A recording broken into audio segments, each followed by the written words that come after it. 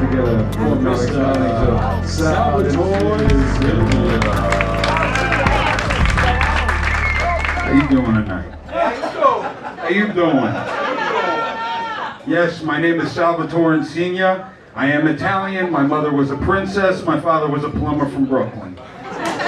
I was throwing a lot of shows, and I was actually coordinating and running comedy shows and also building up on my own set, and I was doing acting before. So one thing led to another. I started writing sets out, I started writing jokes, and then started performing them, and then it just broke into a full-blown set. It's really funny growing up Italian, you know, especially back in school. You think, you know, what you got in your lunchbox. You look around, you see everybody's got Capri Suns, Lunchables, peanut butter and jelly sandwiches. I opened my lunchbox, I got salt and buca, lasagna, garlic bread, a little thermos full of red wine. I came up in the rough rooms, and then when I first started hitting open mics, instead of just doing something like that I would find real easy, you know, this place or that place and demographic of fans that I think would like me, I went out to clubs like that I didn't think anybody would like me, and, you know, just wanted to get in front of different crowds. And definitely it helped in the training sense that hard room made every other room easy for me. Yeah, it's funny being Italian. I got 4 aunts with mustaches thicker than Burt Reynolds. Material writing's really hard. A lot of people think, you know, like, okay, you know, is it like schoolwork where you sit down from 9 to 5, 4-hour block, you write, you take a break, you write more?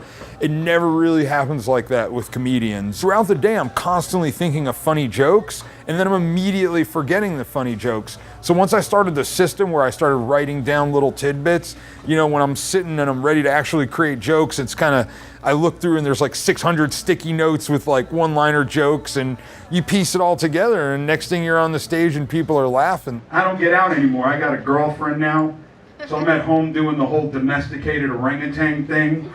Plus she's one of those jealous types.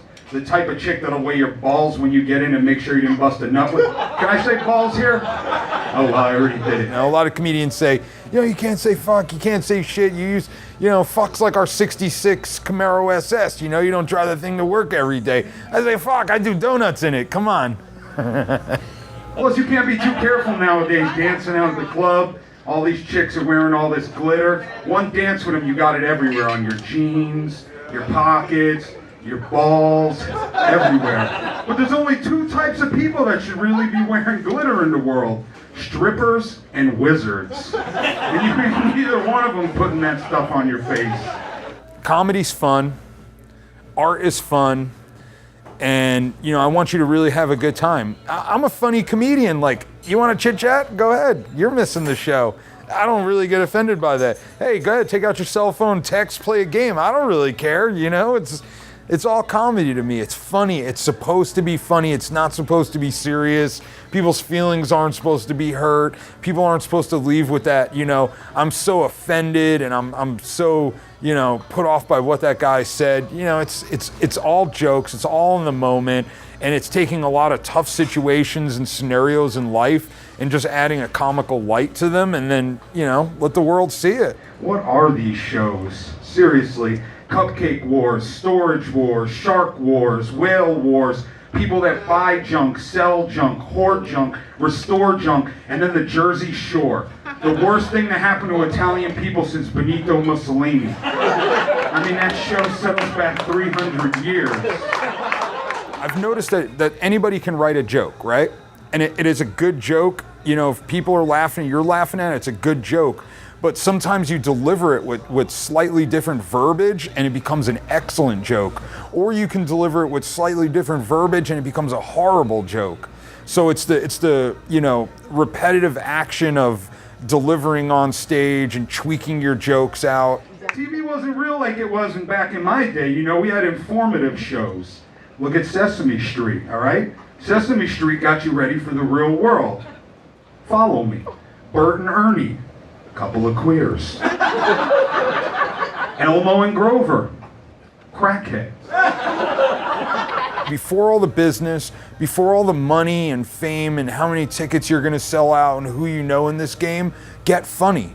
because that is what's going to open the door for everything. You can be a schmoozer and not so funny, and shake hands with enough people, you'll get on shows. But the best feeling is when you're a true artist, you're a true comedian. What you're saying and doing is designed to be funny. It's delivering to be funny. And then the count ran shit.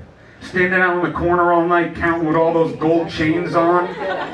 Yeah, he ran shit. You said something about the count. A brick went right through Mr. Hooper's window. Forget about it. The 80s taught you real lessons. Don't talk to strangers.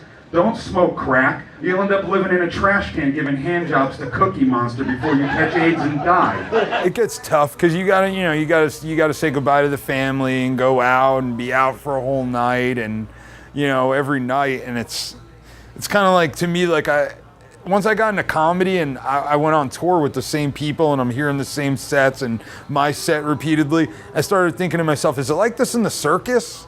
Is it all fun till you have to clean the elephant shit? I mean, how many times can you watch the clowns come out of the car? It's the truth, but it is hard. It is hard on the road, All right, those ellipticals, they put them in rows at the LA Fitness?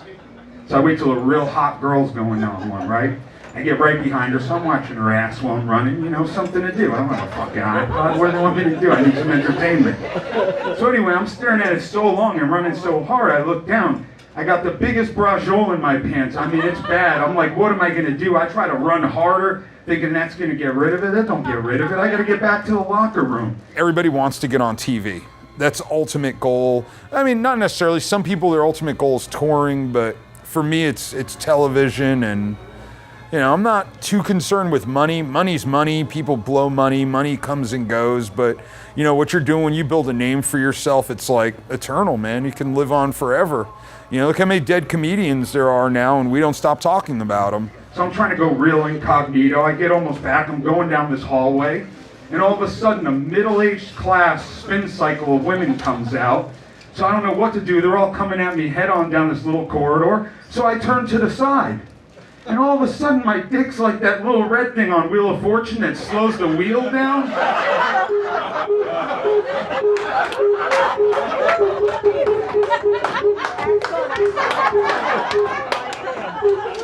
Bankrupt, motherfucker. Take care of people, be good to people, know that we're on a ladder, and everybody that you go past, eventually you go down, you're gonna see those same people. So, don't burn any bridges.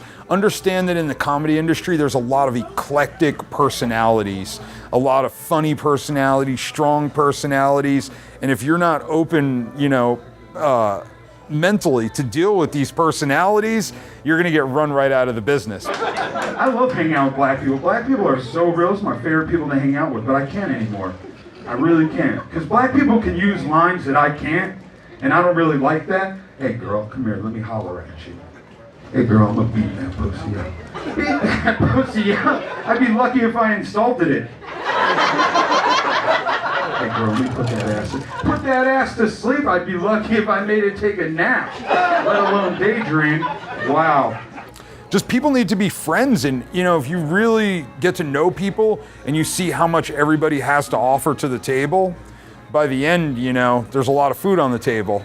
Anyway, my name is Salvatore Insinga. That's been my time. We have a lot of great comics coming out for you tonight.